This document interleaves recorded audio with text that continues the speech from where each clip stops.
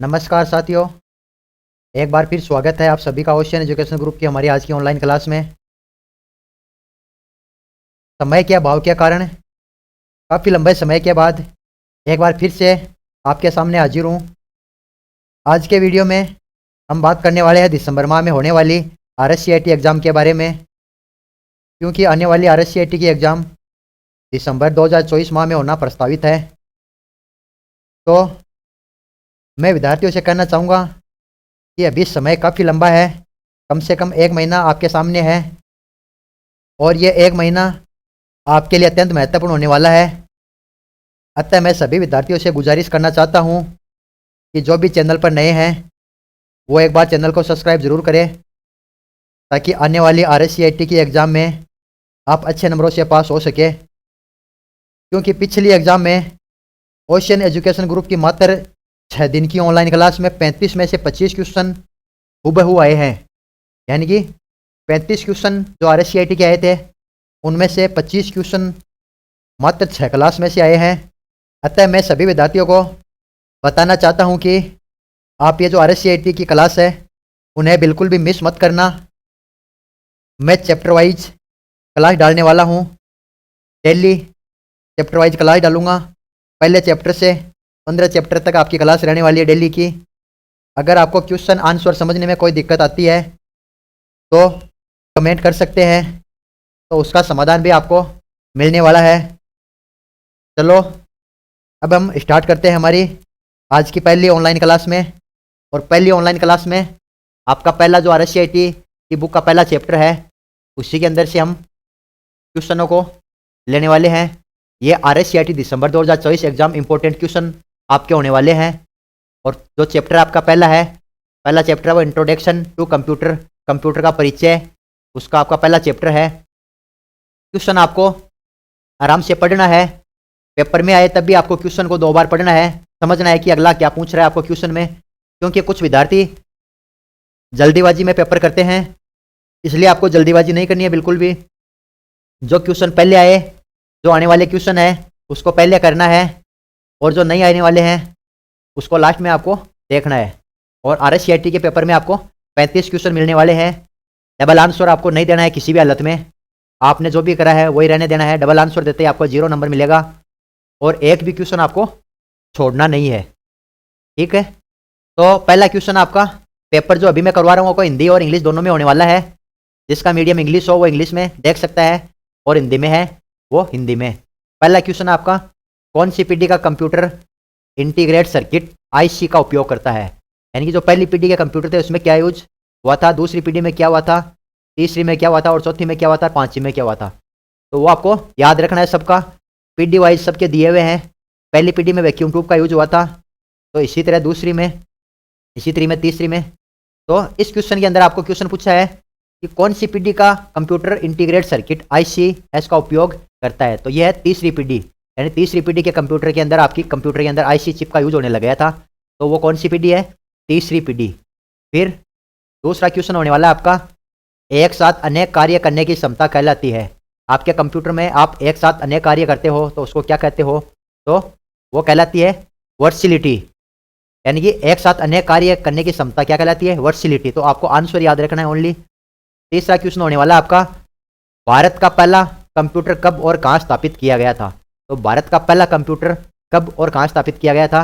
तो भारतीय सांख्यिकी संस्थान कलकत्ता में 1955 में इसकी स्थापना की गई थी। तो भारत का पहला कंप्यूटर था कहाँ पे? कलकत्ता के अंदर, और 1955 में भारतीय सांख्यिकी संस्थान में इसकी स्थापना हुई थी। अगला क्वेश्चन आपका होने वाला है, डेडिकेटेड कंप्यूटर से क्या तात्पर्य है? तो इसका आंसर होने वाला है जिससे केवल एक और एक ही कार्य सौंपा गया हो। यानी कि आपका जो कंप्यूटर है वो मात्र एक ही कार्य करने की क्षमता रखता हो, ऐसे कंप्यूटर को डेडिकेटेड कंप्यूटर की श्रेणी में रखा गया है। तो आंसर होगा आपका जिसे केवल एक और एक ही कार्य सौंपा गया है। अगला क्वेश्चन आपका होने वाला है, LCD की फुल फॉर्म क्या है, या LCD का मतलब क्या है? तो इसके अंदर LCD की फुल फॉर्म पूछी गई है। तो लिक्विड क्रिस्टल डिस्प्ले आपकी होने वाली है फुल फॉर्म। हर बार 1-2 नंबर की फुल फॉर्म आती है, तो आपको फुल फॉर्म को अच्छे से पढ़ना है। एक चैप्टर या एक क्लास में फुल फॉर्म की भी लेऊंगा आगे लास्ट के अंदर। तो आपको LCD की फुल फॉर्म याद रखनी है, लिक्विड क्रिस्टल डिस्प्ले। अगला क्वेश्चन है, पर्सनल कंप्यूटर उद्योग की शुरुआत किसके द्वारा की गई थी? तो ये की गई थी IBM के द्वारा, यानी कि जो पर्सनल कंप्यूटर उद्योग की शुरुआत हुई थी वो IBM के द्वारा की गई थी। तो इसका आंसर होने वाला है IBM। विद्यार्थियों को जो क्वेश्चन नहीं समझ में आए तो आप कमेंट कर सकते हैं। जिन विद्यार्थियों के पास में नई वाली सिलेबस की बुक है, पहले आपको पहला चैप्टर पढ़ना है और फिर आपको ये क्वेश्चन वाली क्लास देखनी है, तो आपको अच्छे से समझ में आएगा। पहले आपको पूरा चैप्टर पढ़ना है, उसी के अंदर से ये क्वेश्चन है आपके, और इनमें से एक क्वेश्चन या दो क्वेश्चन आराम से आने वाले हैं। अगला और नेक्स्ट क्वेश्चन, दूसरी पीढ़ी के कंप्यूटर में किस कंपोनेंट का उपयोग CPU के रूप में किया गया था? अपन ने तीसरी पीढ़ी का पढ़ा था IC चिप का यूज, यह आ रहा है दूसरी पीढ़ी का। तो दूसरी पीढ़ी के अंदर किसका यूज हुआ था? ट्रांजिस्टर का यूज हुआ था। तो आंसर आपको याद रखना है दूसरी पीढ़ी के अंदर ट्रांजिस्टर। अगला क्वेश्चन आपका है, आणविक पैमाने के कंप्यूटर को क्या नाम दिया गया? आणविक पैमाने के कंप्यूटर को क्या नाम दिया गया था? तो नैनो कंप्यूटर, यानी छोटा कंप्यूटर होता है। आणविक पैमाने के कंप्यूटर को क्या नाम दिया गया था? तो आंसर होने वाला आपका नैनो कंप्यूटर। अगला क्वेश्चन आपका होने वाला है, डेटा प्रबंधन क्षमताओं के आधार पर इनमें से कौन से कंप्यूटर के वैध प्रकार है? यानी कि जो कंप्यूटर के प्रकार है वो कौन से है? तो एनालॉग कंप्यूटर, डिजिटल कंप्यूटर और हाइब्रिड कंप्यूटर, ये सभी डेटा प्रबंधन क्षमताओं के आधार पर कंप्यूटर के वैध प्रकार है। तो इसके अंदर आपको तीनों प्रकार है वो है, तो आंसर में होने वाला है उपरोक्त सभी। अगला क्वेश्चन आपका, निम्न में से कौन मस्तिष्क की कार्य प्रणाली की नकल करने वाला सबसे छोटा और सबसे तेज कंप्यूटर है? यानी कि मानव मस्तिष्क की कार्य प्रणाली की नकल करने वाला कंप्यूटर कौन सा है? तो क्वांटम कंप्यूटर है। इसमें क्वांटम कंप्यूटर है, वो फास्ट कंप्यूटर है। तो इसमें आपको क्वांटम कंप्यूटर आंसर याद रखना है। अगला क्वेश्चन आपका होने वाला है, भारत का पहला सुपर कंप्यूटर कौन सा है? भारत का पहला सुपर कंप्यूटर कौन सा है? परम। ठीक है, तो आपको आंसर याद रखना है, भारत का पहला सुपर कंप्यूटर परम है। अगला क्वेश्चन, सभी आधुनिक कंप्यूटर किस पर कार्य करते हैं? तो ये डाटा पे कार्य करते हैं, यानी कि जो डाटा होता है आपका कच्चा डाटा बोला जाता है उसको, आप जो भी कंप्यूटर के अंदर डाटा फीड करते हैं उसको डाटा बोला जाता है। सभी आधुनिक कंप्यूटर किस पे कार्य करते हैं? तो डाटा पे। अगला क्वेश्चन आपका होने वाला है, डेस्कटॉप और पर्सनल कंप्यूटर को के रूप में भी जाना जाता है। जो आपका डेस्कटॉप और पर्सनल कंप्यूटर होता है, जो आप इसको यूज में लेते हैं, हर घरों में यूज होता है, उसको माइक्रो कंप्यूटर यानी कि मिनी कंप्यूटर या माइक्रो कंप्यूटर उसको बोला जाता है। तो आंसर होने वाला है आपको माइक्रो कंप्यूटर। अगला क्वेश्चन होने वाला है आपका, संग्रहित प्रोग्राम अवधारणा द्वारा विकसित की गई किसके द्वारा? जॉन वॉन न्यूमैन के द्वारा। यानी संग्रहित प्रोग्राम अवधारणा है वो किसके द्वारा दी गई थी या किसके द्वारा विकसित की गई थी? जॉन वॉन न्यूमैन के द्वारा। अगला क्वेश्चन होने वाला आपका, निम्न में से कौन सी एप्लीकेशन के आधार पर कंप्यूटर का वर्गीकरण नहीं है? यानी कि निम्न में से कौन सी एप्लीकेशन के आधार पर कंप्यूटर का वर्गीकरण नहीं है? तो इसके अंदर है इलेक्ट्रॉनिक कंप्यूटर और डिजिटल कंप्यूटर, दोनों में से कोई नहीं है ये, है ना। दोनों इसके अंदर कौन से हैं? एप्लीकेशन के आधार पर वर्गीकरण होता है दोनों का, तो इसलिए इसमें से दोनों में से कोई नहीं है, इलेक्ट्रॉनिक कंप्यूटर और डिजिटल कंप्यूटर। कौन सी इसमें से पूछा है क्वेश्चन, आपको समझना है, निम्न में से कौन सी एप्लीकेशन के आधार पर कंप्यूटर का वर्गीकरण नहीं है? तो ये इलेक्ट्रॉनिक कंप्यूटर और डिजिटल कंप्यूटर दोनों एप्लीकेशन के प्रकार हैं। अगला क्वेश्चन है इसके अंदर आपका, कंप्यूटर के 4 प्रमुख फंक्शन का सही क्रम कौन सा है? जब भी आप कंप्यूटर चलाते हो तो सबसे पहले क्या करते हो? आप कंप्यूटर के अंदर इनपुट देते हैं, फिर वो आप इनपुट देते हो, वो प्रोसेस होता है, फिर प्रोसेस किया गया डाटा आपको आउटपुट डिस्प्ले दिखाता है, और फिर आप उसको स्टोरेज करते हो। तो इसके अंदर आपका बी आंसर सही होने वाला है, इनपुट, प्रोसेस, आउटपुट और स्टोरेज। तो ये सही क्रम में आपको याद रखना है इनको, इनपुट, प्रोसेस, आउटपुट और स्टोरेज। नेक्स्ट क्वेश्चन आपका होने वाला है, कंप्यूटर शब्द की उत्पत्ति कहाँ हुई? यानी कि कंप्यूटर शब्द की उत्पत्ति कहाँ या कौन सी भाषा में? तो लैटिन भाषा के अंदर इसकी उत्पत्ति हुई थी, कंप्यूटर शब्द की उत्पत्ति। ये आपको आंसर ध्यान रखना है, लैटिन। अगला क्वेश्चन आपका होने वाला है, कंप्यूटर का बुनियादी आर्किटेक्चर सबसे पहले किसके द्वारा विकसित किया गया था?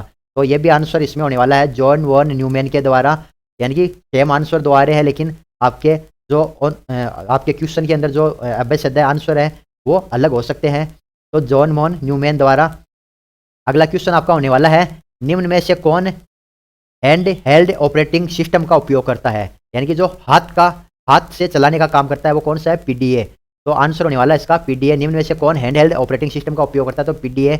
अगला क्वेश्चन आपका होने वाला है, 5वीं पीढ़ी के दौरान VLSI तकनीकी को किस तकनीकी में परिवर्तित किया गया था? तो 5वीं पीढ़ी के अंदर ULSI, आपको याद रखना है, ULSI आंसर इसका होने वाला है। अगला क्वेश्चन, इनमें से कौन सा एक ही समय में एकाधिक उपयोगकर्ताओं का समर्थन नहीं करता? यानी एक से अधिक काम करने का समर्थन नहीं करता है। कौन सा कंप्यूटर है इसके अंदर? वर्क स्टेशन कंप्यूटर, ये नहीं करता, बाकी सब करते हैं। ठीक है, एक से अधिक कार्य करने का समर्थन कौन सा कंप्यूटर नहीं करता इसके अंदर?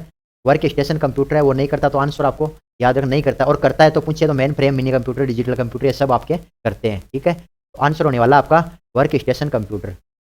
अगला क्वेश्चन है आपका, भारत का पहला सुपर कंप्यूटर परम 8000 वर्ष में लॉन्च किया गया था? कौन सी वर्ष में लॉन्च किया गया था? भारत का पहला सुपर परम कंप्यूटर है जिसका नाम 8000 है, परम 8000। ये 1991 के अंदर यानी 1991 के अंदर इसको लॉन्च किया गया था। तो सन आपको याद रखनी है। भारत का पहला सुपर कंप्यूटर परम 8000 कौन सी वर्ष में लॉन्च किया गया था? तो 1991 में। अगला क्वेश्चन है, स्टोरेज से डाटा आइटम को लोकेट करना क्या कहलाता है? तो उसको कहलाता है, तो वो क्या कहलाता है? फेच। स्टोरेज से डाटा आइटम को लोकेट करना क्या कहलाता है? फेच कहलाता है आपका। अगला क्वेश्चन आपका होने वाला है, फ्लॉप्स का पूर्ण रूप क्या है? Flops, FLOPS।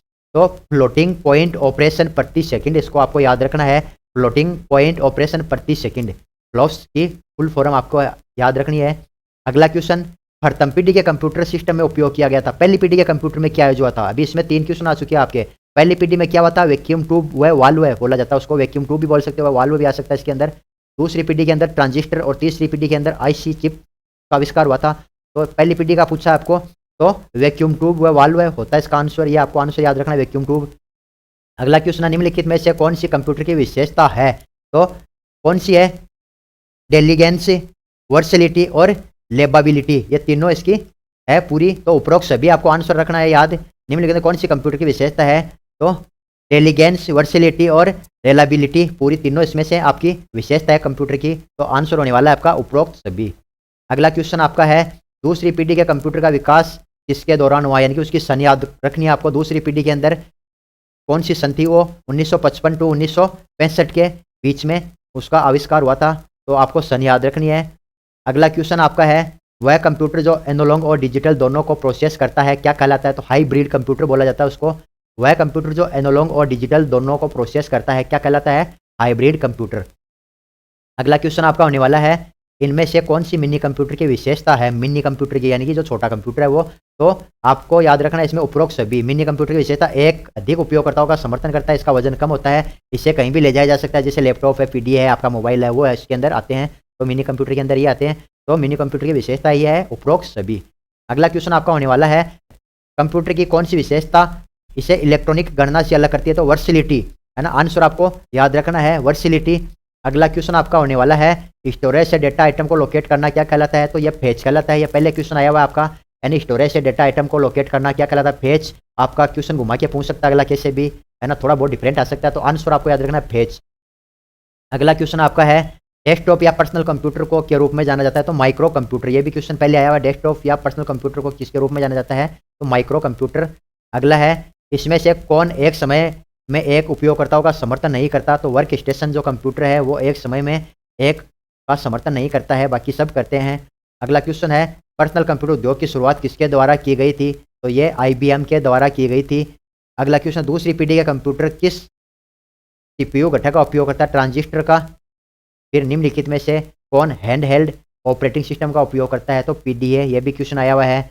अगला क्वेश्चन है आपका, स्टोर प्रोग्राम अवधारणा किसके द्वारा विकसित की गई थी? स्टोर प्रोग्राम अवधारणा किसके द्वारा विकसित की गई थी? तो ये है वॉन न्यूमैन के द्वारा। अगला क्वेश्चन है, इसमें से कौन सी माइक्रो कंप्यूटर की विशेषता है? तो एक का अधिक उपयोगकर्ताओं का समर्थन करता है, इसका वजन कम होता है और इसे कहीं भी ले जाया जा सकता है। उपरोक्त सभी आंसर होने वाला है इसका। अगला क्वेश्चन आपका है, निम्नलिखित में से कौन सा कंप्यूटर हार्डवेयर को चलाता है और अन्य सॉफ्टवेयर चलाने के लिए एक मंच के रूप में कार्य करता है? तो यह है ऑपरेटिंग सिस्टम। इसके अंदर आपको आंसर याद रखना है ऑपरेटिंग सिस्टम, यानी कि हार्डवेयर को चलाता है और अन्य सॉफ्टवेयर चलाने के लिए एक मंच के रूप में कार्य करता है ऑपरेटिंग सिस्टम। अगला क्वेश्चन है, निम्न में से कौन सा एक सिस्टम सॉफ्टवेयर है? तो विंडो 7 है, वो एक सिस्टम सॉफ्टवेयर है, आपको याद रखना है आंसर विंडो 7। विंडो 9 नहीं है, डाटा नहीं है और विंडो 5 नहीं है, दोनों नहीं है इसके अंदर। तो विंडो 7 आपको याद रखना है।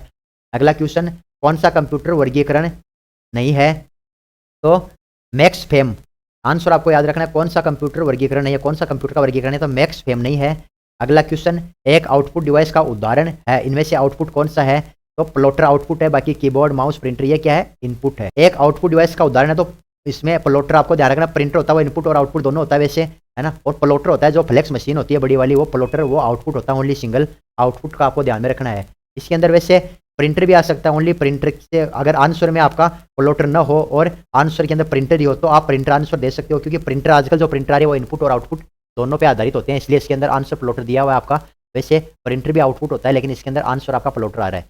आंसर में प्लॉटर न हो तब आप आंसर दे सकते हो प्रिंटर, ठीक है। अगला क्वेश्चन है, सबसे तेज कंप्यूटर कौन सा है? तो सुपर कंप्यूटर है, वो आपका सबसे तेज कंप्यूटर है। अगला क्वेश्चन आपका होने वाला है, इसी के अंदर मेन फ्रेम कंप्यूटर बहुत सस्ते हैं, इस कथन का उत्तर निम्न विकल्पों में से चुने। यानी कि मेन फ्रेम जो कंप्यूटर होते हैं वो सबसे सस्ते होते हैं, तो आपको आंसर इसमें जो भी आपके आंसर आए उसमें सही करना है, उपरोक्त में से कोई नहीं, ये सही है।